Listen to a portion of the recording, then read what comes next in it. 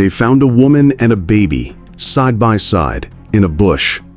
The woman's scarf, the baby's tiny shoes, clean soles against the dirt. No cries, no warning. The infant would never speak again. That voice would never sing again in the choir. You picture the scene. Then you learn the woman had been expecting the pastor's child. That betrayal settles deep. Would you say something? What would you feel if you saw those shoes? An unfinished concrete structure. No doors, no windows.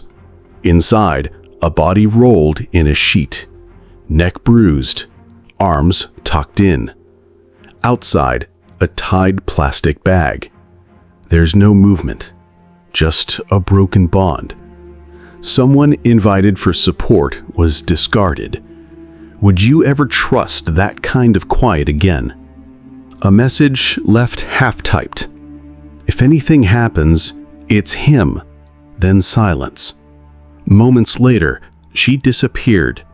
No goodbye, no trail. Would you read through the texts of someone you love if they vanished just after sending something like that? What if the person you turned to find answers became the reason your story ended? That's where this begins. Choir leader Latoya Brown disappears after going to visit her pastor. Days later, she's found, alongside her friend and her baby.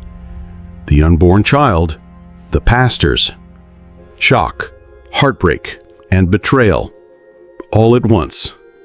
Pastor Marcus Johnson led Faith Beacon Church, a small congregation in a quiet community. Choir leader Latoya Brown, 26, was known for her voice. She sang every Sunday, worked with the youth, ran rehearsals into the evening. She wore jasmine perfume, subtle and familiar. 6 months before she disappeared, she told Pastor Johnson she was pregnant. He said he understood. He told her they'd talk privately. Latoya's fiancé, Jamal, noticed her pulling away. He said he would guide me, she told him once. But something had shifted. December 11th, 2017. After Sunday service, Latoya leaves for Pastor Johnson's home. She brings her friend Monique Lewis and Monique's daughter Ava, just 11 months old. At 5:45 p.m., Monique straps Ava in. Latoya follows behind. That's the last time they're seen. At 6:10 p.m., a neighbor hears a loud noise, then silence. Jamal tries to reach Latoya. Nothing. Hours pass. No one returns. That evening, they're reported missing. An ordinary Sunday vanishes. 2 days later, a hunter finds them in a bush. Monique's body lies beside her baby. Ava's shoes rest next to her mother's scarf, still clean. Forensics confirm Monique was strangled. Ava died after being pressed under her mother's weight. No injuries on the child. She passed in silence. Those small shoes in that scarf, frozen signs of something broken. 6 days later, police get a tip. A half-built structure sits on the edge of town. They search it. Inside, it was Latoya's body, wrapped in a sheet, neck bruised, wrists marked. Her hands still clenched, as if she tried to resist. Near her, phone, purse, shoes, left beneath rubble. Blood on the floor. This wasn't a random act. It followed a pattern. Phone records place Latoya at Marcus Johnson's home at 5:42 p.m. Her final message reads, "If anything happens, it's him." By 6:03, she's gone. In 20 minutes, she arrived, argued, and was killed. He wrapped her body, then returned for Monique and Ava. claimed he wanted to talk about the pregnancy. Monique fought, her nails torn. Ava silent, unable to cry for help. Different locations, one plan.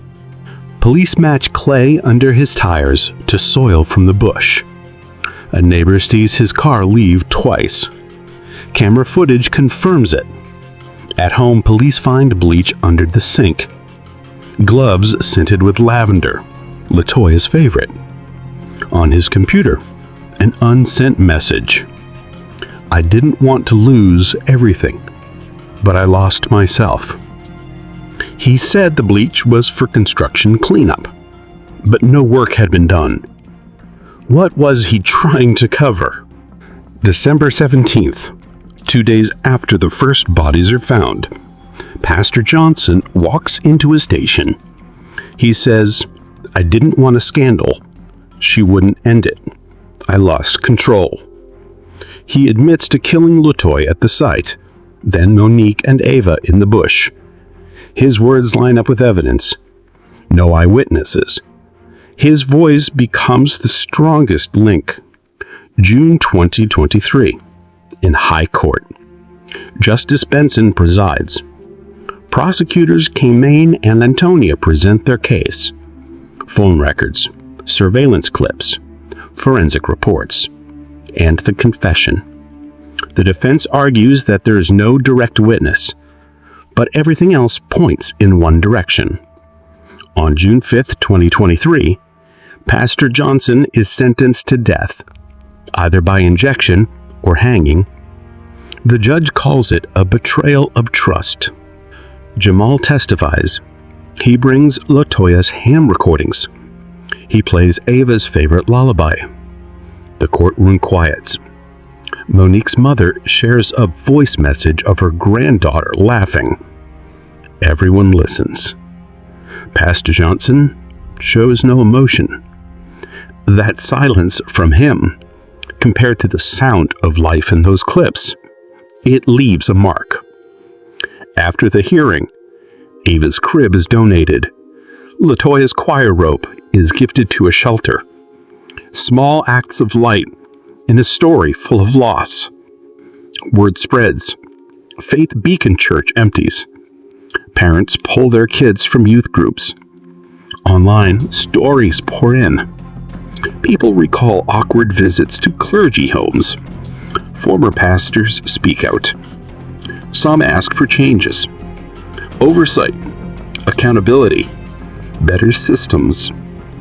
Latoya's voice and Monique's letters are shared widely. Some return to church with clearer boundaries. Others walk away entirely. When a trusted figure becomes a threat, what would you do? Could you confront them? Could you forgive? What checks should be in place in places we rely on? This story isn't just a headline. It's a mirror. Would you speak up if something felt off? How do we decide who deserves trust?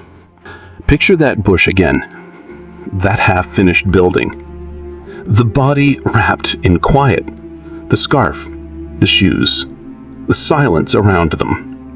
These weren't just crime scenes. They were the end of lives once filled with laughter, song, and hope.